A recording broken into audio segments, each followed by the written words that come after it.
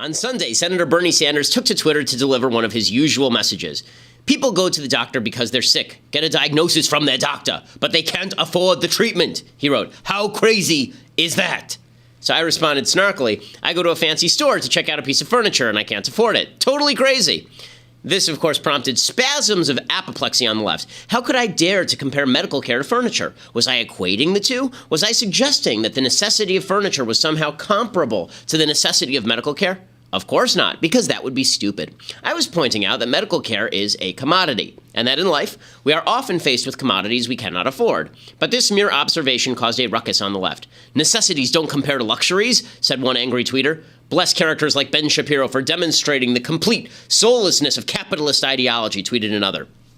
The idea here seems to be that unless you declare medical care a right rather than a commodity, you're soulless. That, as Marx might put it, necessity rather than autonomy creates rights. This is foolish, both morally and practically. Morally, you have no right to demand medical care of me. I may recognize your necessity, I may offer charity. My friends and I may choose to band together and fund your medical care. But your necessity does not change the basic math. Medical care is a service and a good provided by a third party. No matter how much I need bread, I do not have a right to steal your wallet or hold up the local bakery to obtain it. Theft may end up being the least immoral choice under the circumstances. That doesn't make it a moral choice or suggest that I have not violated your rights in pursuing my own needs. But the left thinks that declaring necessities rights somehow overcomes the individual rights of others. If you're sick, you now have the right to demand that my wife, who is a doctor, care for you. Is there any limit to this right? Do you have the right to demand that the medical system provide life-saving care forever to the tunes of millions of dollars of other people's taxpayer dollars or services? How exactly can there be such a right without the government rationing care or using compulsion to force individuals to provide it or confiscating mass sums of wealth to pay for it? The answer, nope, doesn't work that way. Rights that derive from individual need inevitably violate individual autonomy. In response to my tweet, my colleague New York Magazine's Jesse Singal wrote, quote, free markets are good at some things and terrible at others, and it's silly to view them as ends rather than means. That's not true. Free markets are expressions of individual autonomy, and therefore they are ends to be pursued in and of themselves. Now, practically, declaring medical care a right doesn't make it actually happen. Justice Ruth Bader Ginsburg said at one point she would model new constitutions on the South African Constitution, which guarantees, quote, everyone has the right to have access to health care services, including reproductive health care. The state must take reasonable legislative and other measures within its available resources to achieve the progressive realization of each of these rights. That's what the South African Constitution says. But the World Health Organization ranks South Africa somewhere near the bottom of the globe in terms of medical care. What happened? Why didn't the right self-actualize? Because medical care is a commodity, and if you treat it differently, that's stupid. To make a commodity cheaper and better, you need two things: profit incentive and freedom of labor. The government destroys both of these things in the healthcare industry. It decides medical reimbursement rates for millions of Americans, particularly poor Americans. This, in turn, creates an incentive for doctors not to take government-sponsored health insurance. It regulates how doctors treat with patients, the sorts of training doctors must undergo, the sorts of insurance they must maintain. All of this convinces fewer Americans to become doctors. Undersupply of doctors generally, and of doctors who will accept your insurance specifically, along with over-demand stimulated by government-driven health insurance coverage, that leads to mass shortages. The result, an over-reliance on emergency care, costs for which are distributed among government, hospitals, and insurance payers. So, what's the solution for poor people? Well, not to declare medical care a right. Certainly not to dismiss reliance on the market as some sort of perverse cruelty. Markets are the solution in medical care, just as they are in virtually every other area. If you treat medical care as a commodity, that means temporary shortages, and it means some people won't get everything we wish they would have. But that's also true, but worse, with government-sponsored medical care, as the most honest advocates will admit. And whereas government-sponsored medical care requires a top-down approach that violates individual liberties, generates over-demand, and quashes supply, markets prize individual liberties. They reduce demand. You don't demand more of what you have to pay for. And they heighten supply through profit incentive. So, back to the furniture now. Let's say your life depended on this choice today. You either have to obtain an affordable chair or an affordable X-ray. Which would you choose to obtain? Well, if you're not stupid, you choose the chair. That's because there are lots of types of chairs, produced by scores of different companies, widely distributed. You could buy a $15 folding chair or $1,000 antique without the slightest difficulty. By contrast, to obtain an X-ray, you'd have to work with your insurance company, wait for an appointment, and then haggle over price. Why? Because the medical market is way more regulated, thanks to the widespread perception that healthcare is a right, than the chair market. Does that sound soulless? True soullessness is depriving people of the choices they require because you're more interested in patting yourself on the back by inventing rights than by incentivizing the creation of goods and services. In healthcare, we could use a lot less virtue signaling and a lot less government. Or we could just read Bernie Sanders' tweets while we wait in line for a government-sponsored surgery, dying, presumably, in a decrepit chair. Hi, Ben. I'm also Ben. I have a two-part question for you. No relation. Okay. The first is in response to an article you wrote about healthcare and armchairs. Yes. And my first This question, one, the left hated this one. Oh, yeah. I was not a fan either. But Good. I'm glad you came in. yeah, thank you. So I was wondering, you said that if you had to go find a cheap X-ray or a cheap armchair, you would go to find an armchair. If your life depended on, you have to find a chair today and buy it now. Yes. Versus you have to find an X-ray and buy it now. You would buy the armchair, yes. Yeah.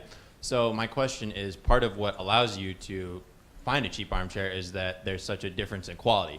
Yes. You know, you can go and buy a chair that's $5, probably going to break soon. Yep. But so with healthcare, Which I said in the piece, actually. yeah. Yeah. So with healthcare, if it's something you don't really want to go like some guy who's offering a $5 X-ray and say, hey, you want an X-ray?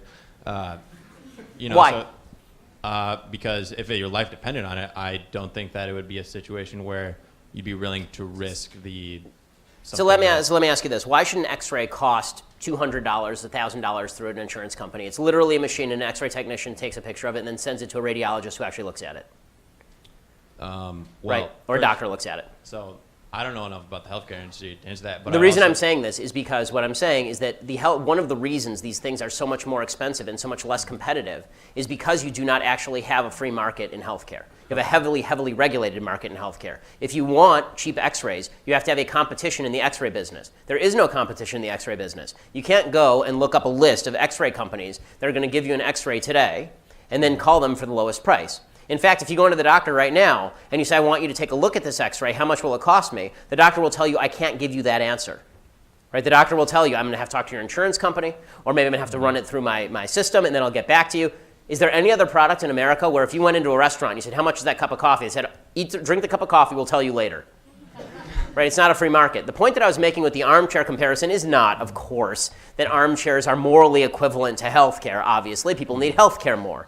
Okay? Perhaps a better comparison would have been bread, right? Because people need bread. Okay? But the reason that bread is cheap is because there's a free market in bread, not because government is subsidizing bread. So the point that I was making is if you actually want to increase supply, the point I was making in that column, and overall about this, is that healthcare is not a right. Healthcare is a commodity. And the difference between those two views is that if you think healthcare is a right, now you're going to use the government to cram down on doctors that they must serve you at a particular price, or cram down on taxpayers that they have to pay for a certain level of your care, or cram down on insurance companies that they can't be insurance companies anymore. They have to be health coverage institutes, essentially, which is when they say that you have to accept pre-existing conditions, it's not an insurance company anymore. If you had a fire insurance company and they said you have to accept pre-existing conditions, it would just be called the piggy bank. Right? You'd burn down your house and then go get fire insurance.